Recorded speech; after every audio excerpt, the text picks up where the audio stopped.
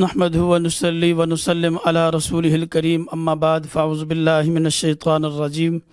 بسم اللہ الرحمن الرحیم واضرب لهم مثل الرجلین جعلنا لأحدہما جنتین من اعناب وحففناہما بنخل وجعلنا بینہما۔ محترم ناظرین، درس قرآن.com کے خوبصورت پلیٹ فارم پر آپ قصص القرآن کو سن رہے ہیں۔ قصص القرآن کے تقریباً 52 ایپیسوڈ ہو چکے ہیں۔ آگے بڑھنے سے پہلے آپ سے درخواست کروں گا کہ درس قرآن.com کی ویڈیوز لائک کریں، شیئر کریں اور چینل سبسکرائب کریں۔ آج ہم ذکر کریں گے قرآن مجید میں سے 2 ایسے لوگوں کا جن کے واقعے کو اللہ تعالیٰ نے بطور مثال قرآن مجید میں بیان کیا ہے۔ قرآن مجید عبرت، موعظت اور نصیحت کی بہترین کتاب ہے۔ نہ صرف موعظت ہے اس میں، نہ صرف عبرت ہے، بلکہ نظام زندگی کو اللہ تعالیٰ نے بیان کیا ہے۔ آنے والے لوگوں کے سامنے پچھلوں کی کہانیاں، پچھلوں کے واقعات اور ان کے قصے بیان کر کے انہیں جھنجھوڑا ہے کہ وہ کہیں ایسا نہ ہو کہ دوبارہ کوئی ایسی غلطی کر بیٹھیں جو اس سے پہلے لوگوں نے غلط کام کیے، خدا کی نافرمانی کی، حکم عدولی کی اور اس کے بدلے میں انہوں نے عذاب الہی کو اپنے سامنے پایا۔ اسی طرح کا ایک واقعہ قرآن مجید سورہ کہف کے اندر اللہ نے بیان کیا ہے، ایک مومن اور ایک کافر کا واقعہ۔ اللہ رب العالمین فرماتے ہیں کہ یہ 2 لوگ تھے، دونوں کو اللہ تعالیٰ نے مال و اسباب، دولت، طاقت سے نوازا تھا۔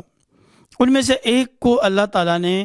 وَاضْرِبْ لَهُمْ مَثَلَ الرَّجُلَيْنِ جَعَلْنَا لِأَحَدِهِمَا جَنَّتَيْنِ مِنْ أَعْنَابٍ وَحَفَفْنَاهُمَا بِنَخْلٍ وَجَعَلْنَا بَيْنَهُمَا زَرْعًا۔ ایک کو باغات اور کھیتیوں کھلیان اور اس کے ساتھ کھیتوں کے ارد گرد باغ اور ان کے بیچ میں نہریں جاری تھی۔ اتنا خوبصورت اللہ رب العالمین نے اسے باغیچہ عطا فرمایا تھا کہ اس کی دولت اور اس کا مال اس کے لیے سب کچھ تھا۔ ایک دن وہ نیک شخص کہنے لگا اس سے کہ دیکھیں، تمہارے پاس جو مال ہے، جو دولت ہے، جو سرمایہ ہے، یہ اللہ تعالیٰ کی دین ہے، اللہ تعالیٰ نے دیا ہے، اس کا شکر ادا کرو۔ اور دوسرے صاحب کے پاس جو کچھ بھی تھا وہ اپنے مال میں سے اپنے رب کے نام پر لوٹاتا، خرچ کرتا، خیرات کرتا، زکوٰۃ دیتا، یعنی ادا کرتا، غریبوں اور مستحقین کا حق جو ہے ان کو پہنچاتا۔ یہ شخص جس کے پاس دولت کی فراوانی تھی انتہائی مغرورانہ لہجے میں کہنے لگا کہ یہ سب کچھ تو انما اوتیتہ علی علم عندی، جس طرح ہر مغرور انسان کہتا ہے کہ یہ تو میرے علم کی بنیاد پر، میری عقل اور ذہانت کی بنیاد پر میں نے خود حاصل کیا ہے، یعنی میرے علم کا نتیجہ ہے، یا یوں سمجھ لیں میری عقل مندی اور دانش مندی کا نتیجہ ہے۔ مجھے کسی نے دیا نہیں ہے، بلکہ یہ سب کچھ میرے پاس پہلے سے ہے اور میں نے بزور قوت، بزور بازو اسے حاصل کیا ہے۔ جب اس نیک انسان نے اسے آخرت کی طرف متوجہ کیا اور بتایا کہ آخر میں جنت ہے، جہنم ہے، اور جنت کے وہ جو ٹھکانے ہیں خوبصورت اللہ تعالیٰ نے بنائے ہوئے ہیں وہ انہی لوگوں کو ملیں گے جو دنیا میں اللہ کو یاد کرتے ہیں، اللہ کی راہ میں خرچ کرتے ہیں، شکر گزاری اختیار کرتے ہیں۔ کہنے لگا پہلے تو میں مانتا نہیں کہ اس کے بعد بھی کوئی دنیا ہے، اس کے بعد بھی کوئی زندگی ہے۔ اگر تیری بات مان کر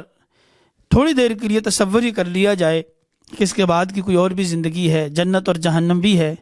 تو میں تب بھی یہی کہوں گا کہ آج بھی میں کامیاب ہوں اور وہاں بھی میں کامیاب رہوں گا، کیونکہ دنیا میں جب مجھے اتنا ملا ہے، مال و متاع سے نوازا گیا ہے، اتنے باغات، کھیتیاں، کھلیان، نہریں، ساری چیزیں دنیا میں میسر ہیں، تو مجھے امید ہے کہ حشر اور حشر کے بعد یعنی اگلی زندگی میں بھی میرے پاس یہ سب کچھ ہوگا اور وہاں بھی میں کامیاب رہوں گا۔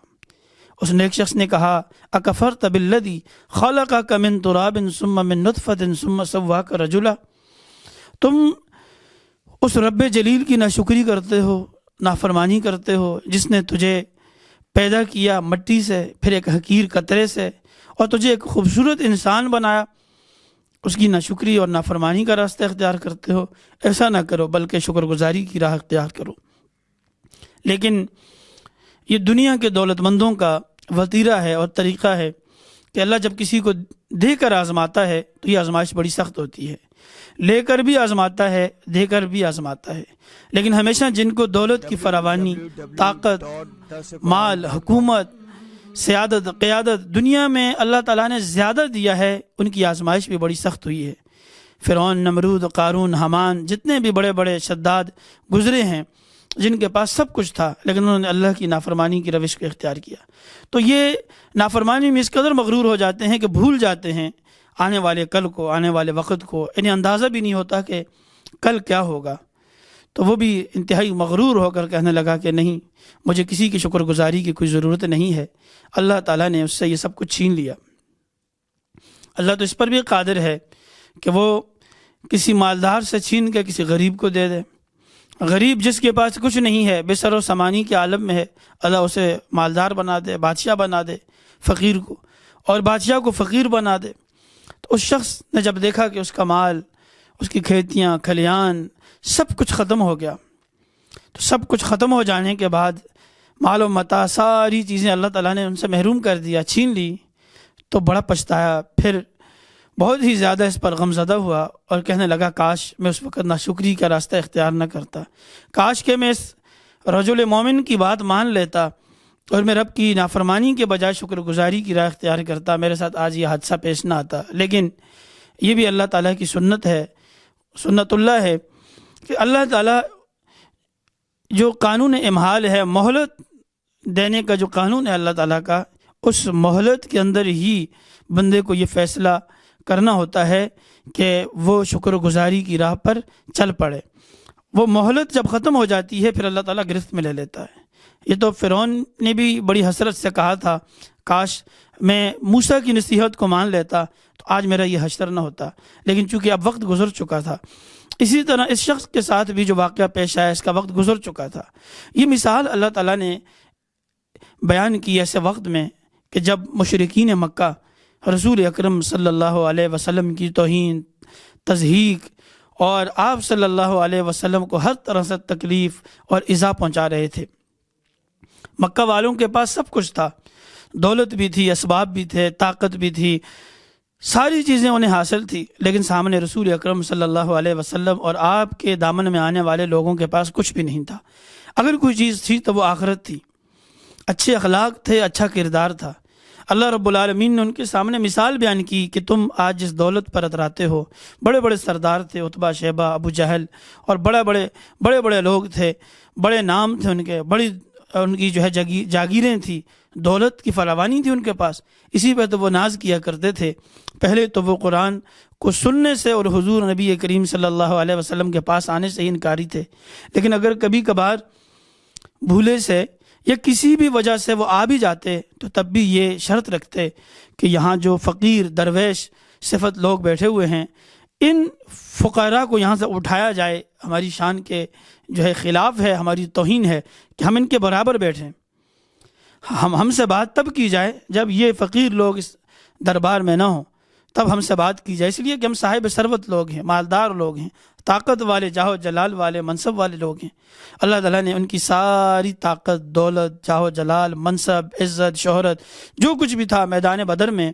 ان کے پاس سب کچھ ہوتے ہوئے انہیں نیست و نابود کر دیا، اور ان خستہ حال لوگوں کو، ان لوگوں کو جن کے پاس کچھ بھی نہیں تھا، انہیں کامیاب کر کے دکھایا۔ یہ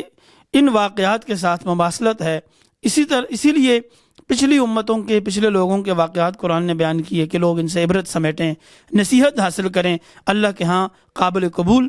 جو عمل ہے وہ انسان کی نیت ہے اور سچا ایمان ہے، طلب آخرت ہے، اللہ پر ایمان لانا، توحید کا اقرار کرنا، رسالت کا اقرار کرنا، اور اللہ اور اس کے رسول صلی اللہ علیہ وسلم سے سچا تعلق قائم کرنا، یہ اللہ کے ہاں قابل قبول ہے۔ وگرنہ دولت، طاقت، شہرت، منصب، جاہ و جلال، عبادت، جتنی چیزیں ہیں دنیا کی، اللہ کے ہاں ان کی کوئی وقت نہیں ہے۔ اللہ تعالیٰ ان سب پر جھاڑو پھیر دیتے ہیں، منٹوں میں جو ہے بڑی بڑی بلڈنگوں کو، بڑے بڑے لوگوں کو، بڑی بڑی اڑان بھرنے والوں کو اللہ تعالیٰ جو ہے خاک میں ملا دیتے ہیں۔ اللہ رب العالمین ہمیں نصیحت، عبرت سمیٹنے کی توفیق عطا فرمائے۔ وآخر دعوانا ان الحمدللہ رب العالمین۔